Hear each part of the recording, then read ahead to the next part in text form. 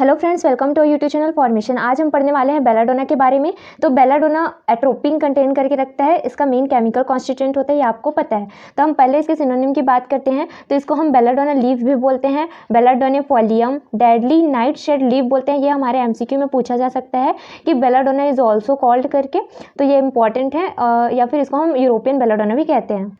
अब अगर हम इसके बायोलॉजिकल सोर्स की बात करें तो जो बेलाडोना है वो हमको कैसे मिलता है।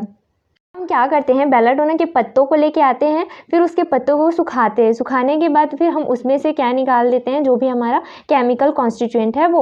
Belladonna herbs consist of dried leaves और leaves and other aerial parts of Atropa belladonna. ठीक है, तो यहाँ पे हम दो तरह के बेलाडोना की बात करते हैं। एक हमारा यूरोपियन बेलाडोना होता है और दूसरा हमारा इंडियन बेलाडोना होता है। ठीक है, तो एट्रोपा बेलाडोना जिसको हम यूरोपियन बेलाडोना भी बोलते हैं, और दूसरा एट्रोपा एक्यूमिनाटा जिसको हम इंडियन बेलाडोना बोलते हैं। या तो हम दोनों के मिक्सचर को यूज़ कर सकते हैं या फिर वो जिस फॉर्म में भी अवेलेबल। इसकी फैमिली सोलिनेसी होती है, और जो एल्कलॉइड होता है इनका जो मेन एल्कलॉइड है L-हायोसामाइन, ठीक है, उसको ये 0.3% कंटेन करके रखता है। तो it contains the not less than 0.3% of alkaloid और बेलाडोना हर्ब्स कैलकुलेटेड एज L-हायोसामाइन। ठीक है, अब इसके हम जियोग्राफिकल सोर्स की बात करें कि ये कहाँ कहाँ पे कल्टिवेट किया जाता है, तो it is indigenous to cultivated in England and other European countries, Germany, USA, India, Shimla, Kashmir, Himachal Pradesh पे भी ये क्या किया जाता है, कल्टिवेट किया जाता है। अब हम यहाँ पे इसके अगर केमिकल कॉन्स्टिट्यूएंट की बात करें तो जो टोटल एल्कलॉइड है, टोटल एल्कलॉइड मतलब कि L-हायोसामाइन के साथ साथ और बहुत सारे जो एल्कलॉइड हैं, तो टोटल एल्कलॉइड की बात करें तो यहाँ पे उसका कंटेंट होता है 0.4 to 1.0%। इसकी कैटेगरी ट्रोपेन एल्कलॉइड होती है and the main alkaloid are L-hyoscyamine and its racemic mixture form atropine. हमने ये आपको पहले से ही बता दिया था कि इसमें एट्रोपिन इसका मेन केमिकल कॉन्स्टिट्यूएंट रहता है और साथ ही साथ L-हायोसामाइन। अगर यहाँ पे हम एट्रोपिन के स्ट्रक्चर की बात करें तो ये हम 4th सेमेस्टर में अच्छे से पढ़ चुके हैं। तो ये हमारा एट्रोपिन का स्ट्रक्चर होता है।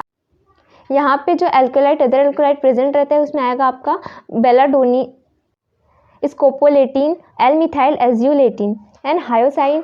यहाँ पे N-मिथाइल पाइरीडिन एंड N-मिथाइल पैरोलिन, ये दोनों एक साथ प्रेजेंट रहते हैं। अब हम लास्ट इसके यूजेस की बात कर लेते हैं। तो आपको पता है क्या है, ये हमारा एक मस्कैरिनिक रिसेप्टर होता है। तो यहाँ पे हमारा क्या होता है, जो एसिटाइलकोलिन है वो आके बाइंड करता है। ठीक है, और मतलब कि ये सिंपल से आप यहाँ पे बोल सकते हो, ये मस्कैरिन के थ्रू क्या होता है, एक्टिवेट होता है ये। अब इसको क्या आगे यहाँ पे आके इसको क्या ब्लॉक करता था, एट्रोपिन। आपको पता ही होगा एट्रोपिन इसको क्या करता था, यहाँ पे आके ब्लॉक करता था। तो ये हमारा इस तरह से हम बोल सकते हैं कि ये जो हमारा एट्रोपिन है इसमें वो पैरासिम्पैथोलाइटिक की तरह ही भी काम करता है। क्यों? क्योंकि ये जो ड्रग है हमारा, ये हमारा पैरासिम्पैथेटिक नर्वस सिस्टम से रिलीज होता है एसिटाइलकोलिन, है ना, और यहाँ पे ये इसके नर्व्स को ब्लॉक कर रहे हैं, इसलिए हम इसको क्या बोलेंगे, पैरासिम्पैथोलाइटिक। एट्रोपिन को हम बोलेंगे पैरासिम्पैथोलाइटिक। तो बोलता है कि it is the parasympatholytic drug and they have the anticholinergic property. समझ में आया? एंटीकोलिनर्जिक मतलब कि एसिटाइलकोलिन को ब्लॉक करने की इसके पास प्रॉपर्टी होती है। It is use to reduce the secretion such as the sweat, saliva and gastric. जो सिंपल सी बात है, जब हमारा क्या होता है, एसिटाइलकोलिन आके बाइंड करते हैं, उस कंडीशन पे जितने भी सिक्रीशंस होते हैं, है ना। अब अगर मान लो हम एसिटाइलकोलिन को ही बाइंड नहीं होने देते हैं, उसको अगर ब्लॉक कर देते हैं यहाँ पे, तो सिक्रीशंस तो बंद होंगे ही।